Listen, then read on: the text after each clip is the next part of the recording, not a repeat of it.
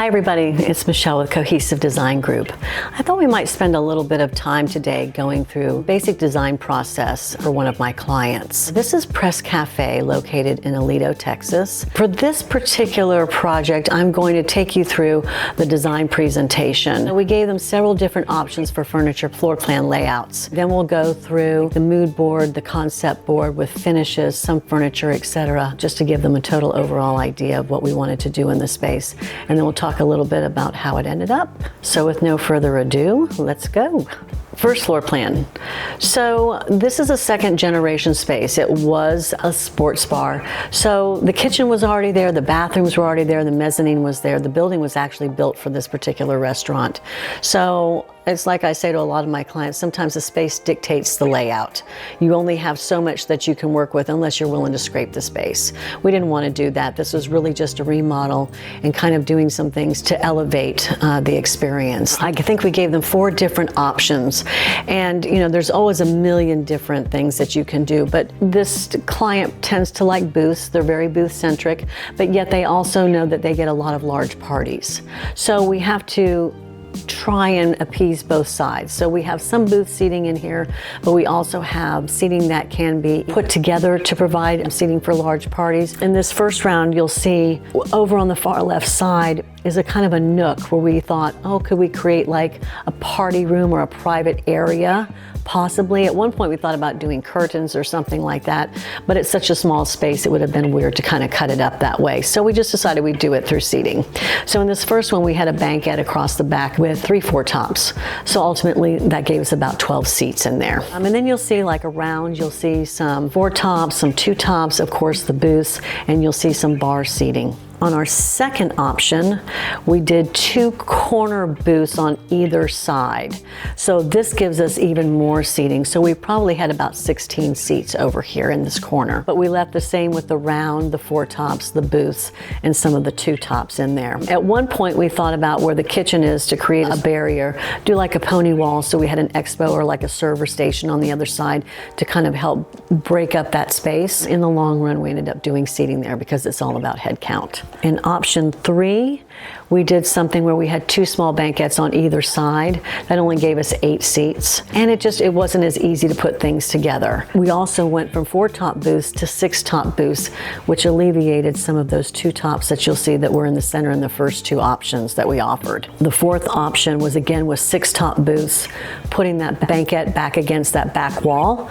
And then the 4-top seats, the round, and the expo, so that they could not have to go through all of it again. We created a page just with the 4 different options for that one small seating area. The rest of it, they picked 4-top or 6-top booths. That, you know, lays itself out. But it was, what are we going to do in that one area? And we even had some lounge options in there at one point where we thought we might be able to do it as a wait area, and they decided they didn't want to do that. On the second floor, we have a mezzanine. Was it going to be like a fun loungy hangout space? Could it be also a space where you have private dining, or you could rent it out for corporate events, or does it need to be strictly seating? We offered them 3 different options, some mixing in lounge, some just all dining, and in the end they picked the all dining. But in that space, if they ever wanted to change it, we have a banquette all the way across the back wall, and they could always put cocktail tables and lounge chairs around it, and then you've got a combination of the 2. Next, we're going to go to the first level and the bar with FF&E selections. This was the mood board that we provided for them, and really gave a tone for the space and what we were doing. They do have another location that was already existing in Fort Worth, so we wanted to bring in some of that aesthetic. When you see this first page, we've got where the entry is. You're going to see the chandelier that we put in. We had some really cool, almost full wall sconces that were in there. In the end, they didn't make the cut. They just decided that it was going to be too much of a hazard with kids running around because they love to touch things. In a space like this, sometimes we bring in found pieces.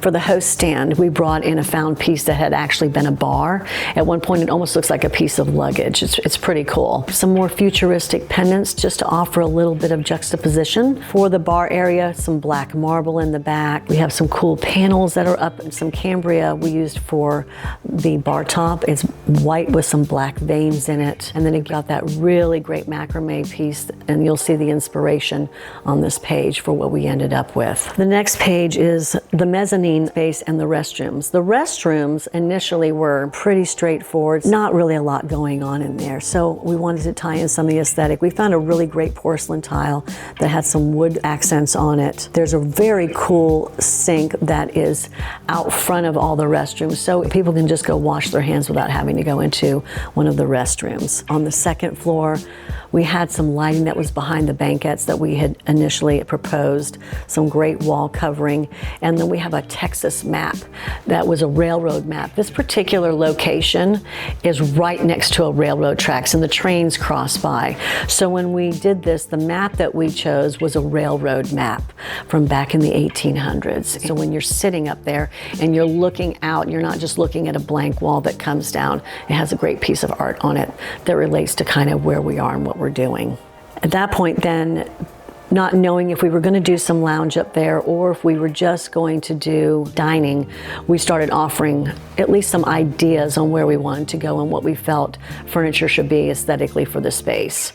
So on this next page, you're going to see a bench maybe for the wait area, some lounge seating, some larger chairs with some cool coffee tables, booth seating. We did all wood plank, butcher block dining tables in there, and then just some interesting mixture of chairs. The next page, you'll see again some additional options for bar stools in case they didn't want to go with brown, they wanted to do more black, and some other options for dining chairs. And then finally, just some more additional lounge chair and coffee table options. You get to see a little bit of a color palette. We've picked some fabrics.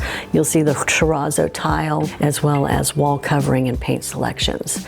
So we just kind of present this to the client and overall when we do our presentation to walk through, but we do bring the actual samples. People have gotten very digital, but I'm old school and I know a lot of my clients are. They want to see it, they want to feel it, they want to touch it. They want to know and understand what it's going to really feel like in the space. So we always make sure that not only do we bring a digital presentation, but we also offer a hands-on presentation with actual physical samples. In the end, this is kind of the vibe that we were going through in the space, and I think when you see the walkthrough, you'll get to see what we ended up with. Thanks so much.